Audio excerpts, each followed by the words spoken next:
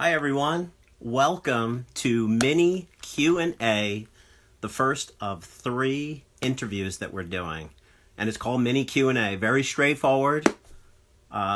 You expect something from Mini being a little bit more cheeky, but this one's straightforward.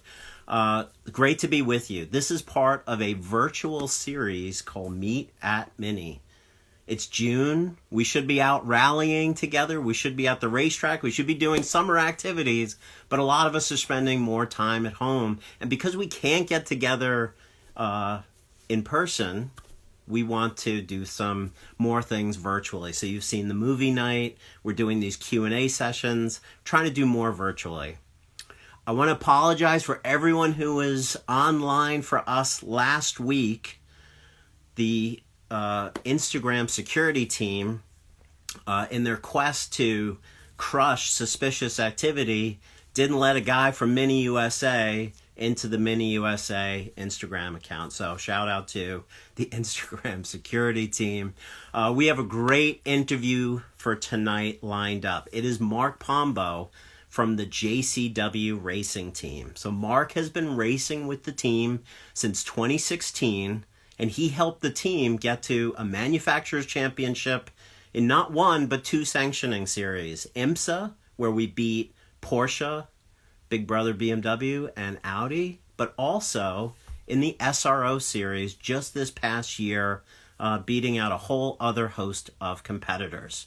And in that series last year, Mark was on the podium 9 times and winning 3 of those times. So he is well accustomed to be doused and showered in champagne. So must be a really cool thing to have that happen. We'll talk about it. And best part of all, you can take part in the questioning. So tap on that comment in the lower left-hand corner to ask your questions, and we will serve them up. Mark pilots the number 61 car out on the racetrack, and we're thrilled to welcome him in. Now I'm going to bring him into our little, and there he is, thankfully. Mark, are you there? Give it 1 second. It works. Technology works. Maybe How's I it need to going, come everyone? down a little. How are you doing? Doing well, doing well. Yourself, Pat? Glad we could get this show on the road. Last Yeah, week doing was disappointing awesome. for all of us.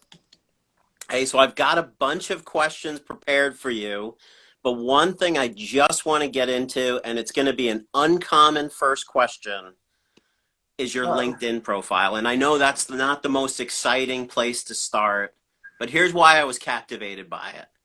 When you look at someone's LinkedIn profile, you see their full-time job and their last full-time job, et cetera, et cetera. You have 2 full-time jobs in your profile.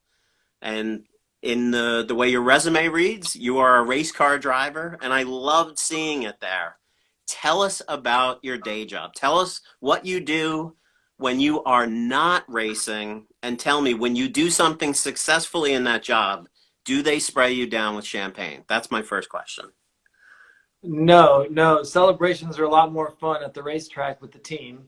Um, but I don't know how many of my team members, some of the people I worked with are probably watching this right now. But what keeps me sane, I'm one of those risk takers. I'm a type A personality. What keeps me sane and going to my day job every day is that I always know that I've got my racing outlet. I've been doing it my whole life. Um, my day job comprises of sitting at a desk most of the time. I'm actually in my office right now, sitting at my desk most of the time. I have 3 computer screens. I'm an accountant. I got my master's in accounting. I'm a director at a firm called Ryan LLC. I've been here. I just had my 13th year anniversary today, actually. I've been here for 13 years. All right. After I joined the military, I was in the military active duty in Iraq. Was there for over a year. When I served my active duty time, I finished my master's degree and started working here at Ryan and been here for 13 years. I can't think of more opposite worlds. So you are a tax expert, you're an accountant, you have your master's, and then you go racing. So let's talk about your origins in racing. You literally grew up racing in your family. Your dad Pepe Pombo was a SEC two-time winner and a Nissan factory-supported team. So for you guys, it's a family affair. Tell us about your origins in that, and also how is the family, still involved today? Yeah, I was. I could ride a 50cc dirt bike before I could ride a bicycle. My dad started out. He rode dirt bikes in Mexico. Moved to the United States. He was a factory Yamaha rider in Mexico. Won a couple of national titles. Moved to the United States. Didn't even speak English. And within 15 years, he was winning SCCA amateur championships and got a deal with Nissan. He instructed Tom Cruise in Days of Thunder. Was his driving instructor. Built Tom Cruise's first race car in SCCA. So we have a lot of rich history going all the way back to the 80s with Nissan. However, ever since I've been around and I can remember, because I was a small kid back then in the late 80s, I've been racing professionally since 2007. And starting in 2015 and 16, when our relationship started with Mini, it's a different kind of relationship. The fans, the Mini owners, it's totally different. It's just they have a vested interest in everything that you're doing. I love getting out to all the events for any of those that have been there. You can even reach out to some of them on this thread that I'm sure are watching. We go out to dinner with them sometimes at the racetrack after and before the races. It's just awesome to be part of the community. It really is. Yeah, there's definitely like when I've spoken to even some of our past kind of team owners, when they have a comparison to another brand, they said there's no fans like Mini. Give me a perspective. We always talk about Mini as David versus Goliath, the little guy, like it's the underdog, right? What's that like for you out on the track? You're out on the track with multiple different series at the same time. What's it like to be the underdog, and maybe just another spin on that? What's it like to be in an underdog and then in a front wheel drive small car on the track? Well, it's funny you say that because, it started out as a misconception for me. It's like when I was approached by Mini and I got to talking with the Lab Motorsports team and the MINI JCW race team, they gave feedback to me about how competitive the cars were, and before I'd even had a chance to drive them. And the moment that I drove one, I realized like, wow, this is a sleeping giant in this series. And so even though to the outside world, sometimes it's hard to sort of break that mold and convince people that, hey, we are the front runners. For people within IMSA, for people within the racing community, everybody knows that when we get on the track in our class, in IMSA or SRO, we were a threat to win every race. Absolutely. Yeah. And even if the other cars are faster, I always feel like we, which is you out there, catch them in the corners. And I've learned over the years to pray for rain. I think we do really well in the rain, right? Right. Yeah. So yeah, I mean, the minis are unbelievable in the rain. They really are. They're just balanced for the rain. However, you would think that if you look at a mini that they wouldn't have the advantage through the corners. But if you in this is going off of experience, guys. I've driven Volkswagens, Mazdas, Porsches, BMWs, Minis. I've driven so many different makes, especially in the touring car class. There's no car that handles high speed corners better than a Mini.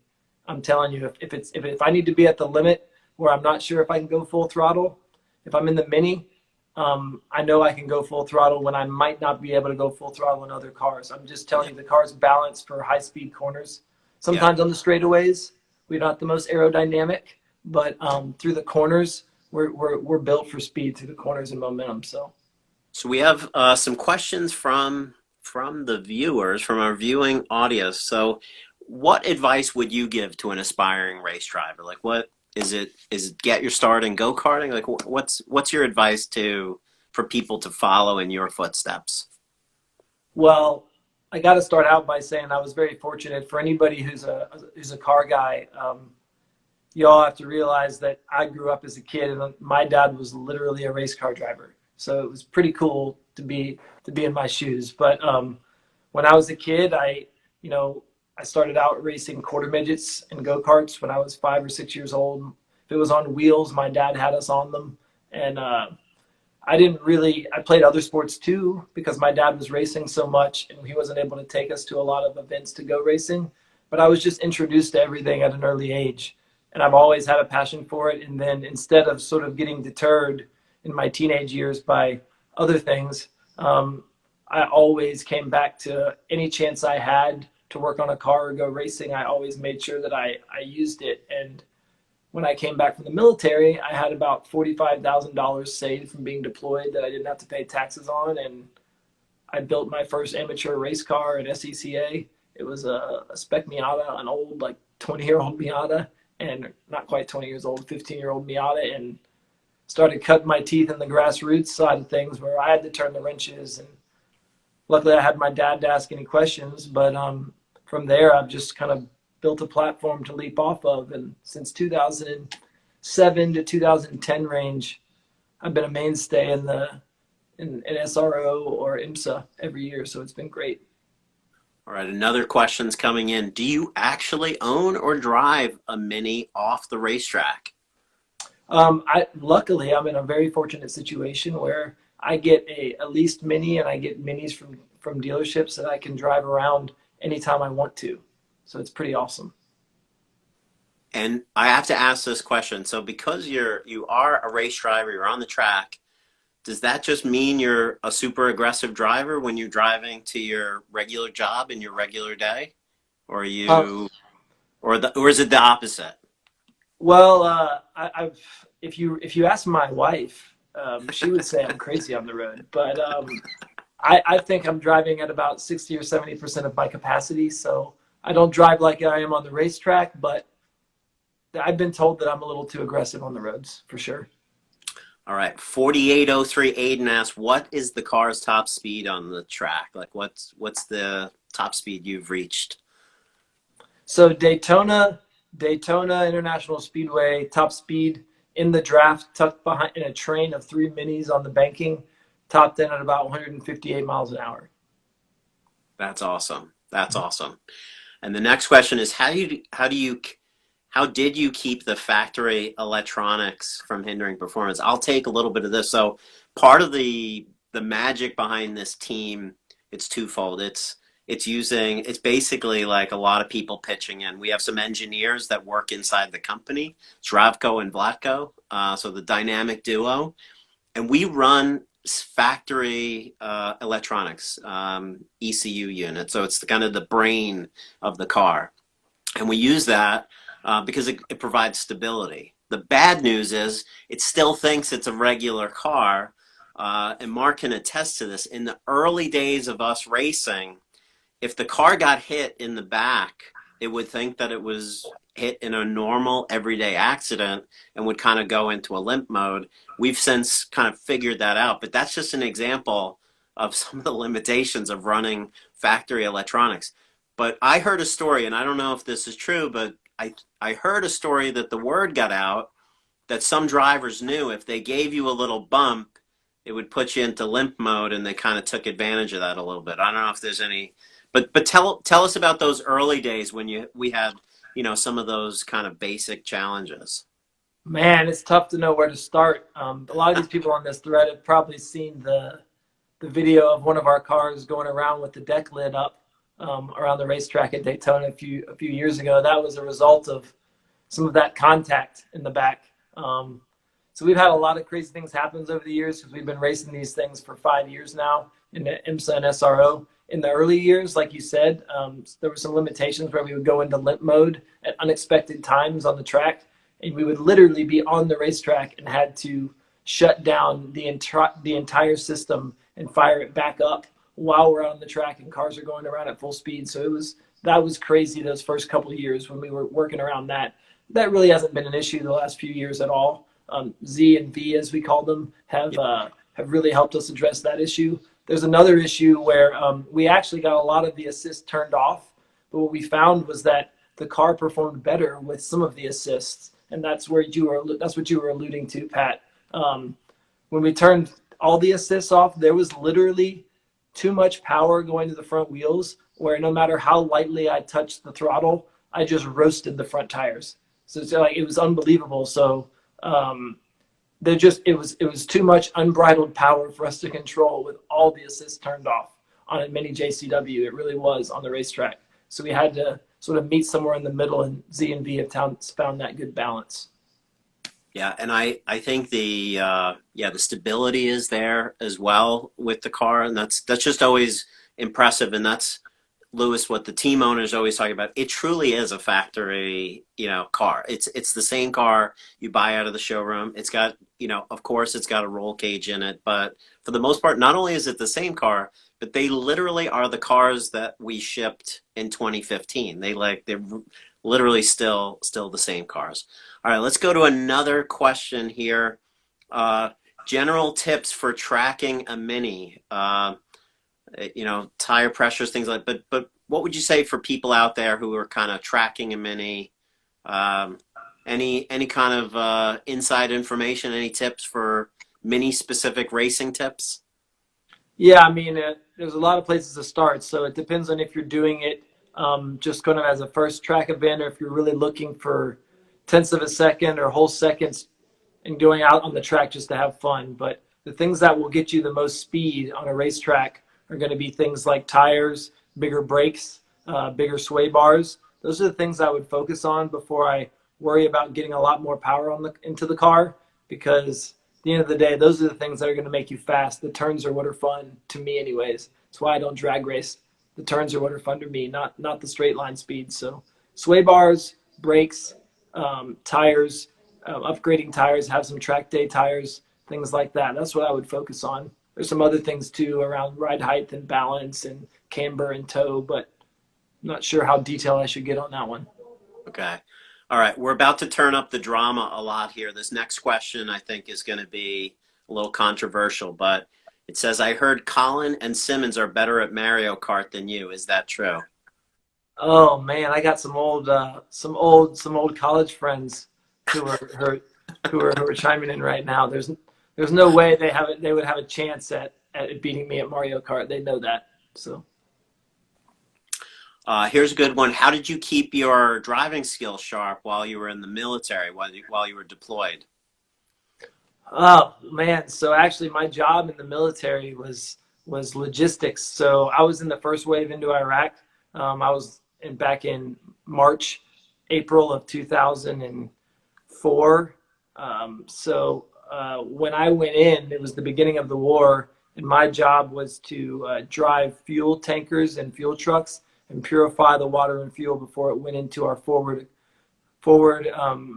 artillery equipment, basically. So that was what I did. I drove trucks. It was funny. One of the things that happened, because I have a lot of experience with my dad and with trailers and things, I wasn't really trained to be a truck driver in the military, and either were my colleagues. However, we had a large fleet of trucks at our base, and they would line them all up in our yard where we parked everything after we went out on mission every day. And I would literally climb in each one of them, like 10, 15 trucks, and I'd back them all up in a line so that they were all tucked away neatly in the corner of our base. So I learned how to drive. I learned how to drive trucks under fire in the military. It was pretty interesting, so it was fun. I'm sure it taught you some skills that you never thought you'd have. Um, Over the past 3 seasons, this is probably a little tricky. Who's been your favorite co-driver? But I'm going to add something to this that I find interesting. It always blows me away when there's a really young driver, like 16, 15 years old, and I always see you as a mentor. So not only am I going to ask you about your favorite co-driver, but tell me what it's like to be a mentor also. It's funny because even at my day job, what I've learned about myself, Pat, is that what motivates me is having people that I respect and I can see are putting in their best effort look up to me for guidance. Even at my job, at my day job, I've got some great employees that work for me, just like I do. I have teammates, young guys, and I really pride myself on being somebody they can look up to, ask questions. They all know I'm an open door. Um, there's two really great young drivers that I've had a chance to work with. They both have come through the Mini platform with us. I'm currently working with one of us, Thomas Mieha, and as well as Colin Meehan, who's kind of moved on and working with Andretti and running different cars that aren't Mini right now. However, as far as my favorite co-driver, I'd be hard pressed not to say my brother, in person that I've rode with. But I've got some great friends, colleagues that are like family. Specifically, Derek Jones. That really, if it wasn't for Derek Jones and my brother, I don't know that I would have found my way to Mini. So I'll always hold a debt to them that I owe, because they brought me to you guys, and I'm grateful for that. And what I love about all of you guys is you all have full-time jobs. So this is nights and weekends for you. It's just great to see that, that you strike that balance. And it's such a different world. You're on the racetrack on the weekends and, working during the week. Let's talk about what's coming up. So you're going to be at VIR Racing on July 9th, and probably for the first time in your experience, a full sanctioned race, but no audience for obvious reasons with the stay-at-home measures. What are you expecting there? And what are you going to do differently since we don't have spectators there? Yeah, so I've been putting a lot of thought into what I can do at the track, with how much love the Mini fans show me and Mini owners show me. I feel like I need to do something above and beyond I even normally do. I'll be first to tell you, I'm not as active as I should be on all these social media platforms, but I'm going to go out of my way in all of these races before every session. Literally, you're going to have a chance to see me go live before every practice session, before every qualifying session. After each session, you're going to see the sweat dripping off my forehead. You might even see me with my helmet on. I'm going to have one of the crew members bring stuff over to me so you guys can be a part of everything, literally right before and right after I go on track. That's a great segue to, we're trying at Mini, we're trying to do as much as we can virtually since we can't be together. I think anything you can do video wise to just show what it's like to be in that racing experience, what it's like to be in that cockpit, is going to be great. So for those of you at home, definitely follow tcamerica.us. That's a way to follow the race series, but specifically tune into that VIR race on July 9th, and to follow the race team, MiniJCWTeam.com. So it's been great having you. My final question, what's your favorite racetrack out there? What's the favorite track of Mark Pombo? I can't give you a one-word answer. It's a little longer than you want, Pat, but Road Atlanta's my home track. I have so much history here. I've had a lot of success here, but I would be remiss if I didn't say Watkins Glen. I haven't lost in Watkins Glen. Pombo has won every race at Watkins Glen since 2016. So we're on an unbelievable streak there, and I hope we can keep it up this year. Mini and the Pombos are synonymous. It strikes fear into people when we arrive at the racetrack in Watkins Glen. All right. As an East Coaster, I love the fact that it's Watkins Glen. So this has been great. Mark, thanks for your time. And thank you for the time you gave us last week when we had our dress rehearsal. But it's been great. We wish you great success out on the track. And thanks everyone for tuning in. Thanks, Take care. Pat. Thanks, everyone.